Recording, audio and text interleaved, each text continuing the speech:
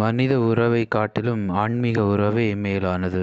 கிறிஸ்து இயேசுவில் அன்புமிக்க சகோதர சகோதரிகளை, இன்று நாம் தாயம் திருவையோடு இணைந்து பொது காலத்தின் 25ஆம் வாரத்திலே செவ்வாய்க்கிழமையிலே இன்றைய இறைவார்த்தை வழிபாடானது மனித உறவை காட்டிலும் ஆன்மீக உறவுதான் மேலானது என்பதை ஆண்டவர் இயேசு கிறிஸ்து இன்றைய லூக்கா நற்செய்தி 8ஆம் அதிகாரம் 19 முதல் 21 வரை உள்ள அந்த இறை வார்த்தையின் வழியாக நமக்கு எடுத்துரைக்கக்கூடியவராக இருக்கிறார். 2 வகையான உறவுகளை இறைவன் இன்றைய நற்செய்தியின் வழியாக நமக்கு எடுத்துரைக்கிறார். முதலாவதாக மனித உறவு. மனித வாழ்க்கையில் தாய், தந்தை, சகோதரர், சகோதரி, நண்பர் போன்ற உறவுகள் அனைத்தும் கடவுளால் நமக்கு கொடுக்கப்பட்ட ஆசீர்வாதங்கள். இயேசு தனது தாயையும் குடும்பத்தாரையும் அன்போடு கவனித்தவர் என்பதை நாம் வெவ்வேறு இடங்களில் பார்க்கலாம். குறிப்பாக யோவான் நற்செய்தி 19ஆம் அதிகாரம் 26, 27 அந்த இறை வார்த்தையிலே ஆண்டவர் இயேசு கிறிஸ்து தன்னுடைய தாயை பார்த்து, தன்னுடைய தாயை நோக்கி யோவானிடம் இதோ உன் தாய் என்று கூறுகிறார். அதே போலவே யோவானை நோக்கி தன்னுடைய தாயிடம் இதோ உன் மகன் என்று சொல்லி தாய்க்கும் மகனுக்கும் அந்த உறவை அவர் ஆழப்படுத்தி கூறுவதை நாம் பார்க்கிறோம். இவ்வாறாக ஆண்டவர் இயேசு கிறிஸ்து குடும்ப உறவு தேவையில்லை என்று கூறவில்லை, மாறாக குடும்ப உறவு தேவை. அதையும் தாண்டி இரண்டாவது ஒரு உறவாக ஆண்டவர் இயேசு கூறுவது ஆன்மீக உறவு. ஆன்மீக உறவுகள் உடலால் அல்ல, அவை பரிசுத்த ஆவியால் உருவாக்கப்படுகின்றன. கடவுளுடைய வார்த்தையை கேட்டு அதை செயல்படுத்துகிறவர்கள்தான் இயேசுவின் உண்மையான குடும்பம் என்று அவர் வலியுறுத்துகிறார். அதாவது இயேசுவுடன் நெருக்கம் கொள்ள வேண்டுமெனில் இரத்தத்தினால் அல்ல, ஆன்மீக உறவினால் மட்டுமே முடியும் என்பதைத்தான் ஆண்டவர் இயேசு கிறிஸ்து அங்கே இருந்த அனைத்து இறை மக்களுக்கும் சீடர்களுக்கும் வெளிப்படுத்தக்கூடிய அந்த ஒரு உறவு நிகழ்வை நாம் இன்றைய இறை வார்த்தையின் வழியாக நாம் வாசிக்க கேட்கின்றோம்.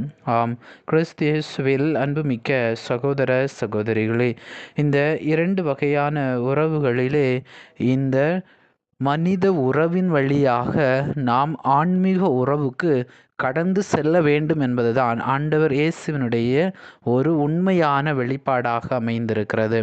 எனவே தான் ஆண்டவர் இயேசு கிறிஸ்து மனித உறவை திருத்தந்தை பிரான்சிஸ் அவர்களால் அழகாக சொல்லுவார்கள். குடும்பம் என்பது ஒரு குட்டி திரு அவை. அந்த குட்டி திரு அவையிலே அன்பையும் உறவையும் இணைக்கக்கூடிய ஒரு மிக பெரும் பாலமாக அமைந்திருக்கிறது குடும்பம்.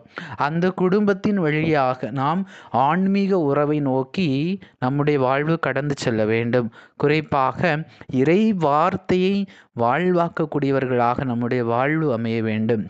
இறை வார்த்தைக்கேற்ப நம்முடைய வாழ்வை அமைத்து நாம் ஆண்டவருடைய கட்டளைக்கும் அவருடைய குரலுக்கும் செவி மடுக்கக்கூடியவர்களாக வாழ வேண்டும். அதைத்தான் லூக்கா நற்செய்தி 1ஆம் அதிகாரம் 38 இறை வார்த்தையிலே கபிரியேல் வானதூதர் அன்னை மரியாளுக்கு மங்கள வார்த்தை சொல்லக்கூடிய அந்த நிகழ்விலே இதோ நான் ஆண்டவரின் அடிமை என்று கடவுளுடைய குரலுக்கு கீழ்ப்படிந்து தன்னுடைய வாழ்வை முழுவதும் இறை வார்த்தைக்கு ஏற்ப அன்னை மரியாள் அர்ப்பணித்து கொண்டார். அதை போலவே நம்முடைய அன்றாட வாழ்க்கையிலும் நாம் நம்மை முழுவதும் எல்லா சூழ்நிலையிலும் குடும்ப உறவை காட்டிலும் ஆன்மீக உறவுக்கு, இறைவனோடு நாம் கொள்ளக்கூடிய அந்த உறவுதான் நிலையான உறவு. அதுதான் நமக்கு விண்ணக பேரின்பத்தை தரக்கூடிய உறவாக இருக்கிறது. எனவே நம்மை சார்ந்து வாழக்கூடிய நம்முடைய பெற்றோர், உற்றார், உறவினர்கள், நண்பர்கள், சகோதர சகோதரிகள் எல்லாருமே நமக்கு தேவை. ஆனால் அந்த உறவு நம்மை ஆன்மீக உறவுக்கு வழிகாட்டக்கூடியதாக இருக்க வேண்டும். அன்றாட நாம் இறை வார்த்தையை படிப்பதற்கு இந்த உறவுகள் நமக்கு வழிகாட்டியாக இருக்க வேண்டும். அன்றாட நாம் இறை வார்த்தை வாழ்வாக்குவதற்கு இந்த உறவுகள் நமக்கு உதவியாக இருக்க வேண்டும்.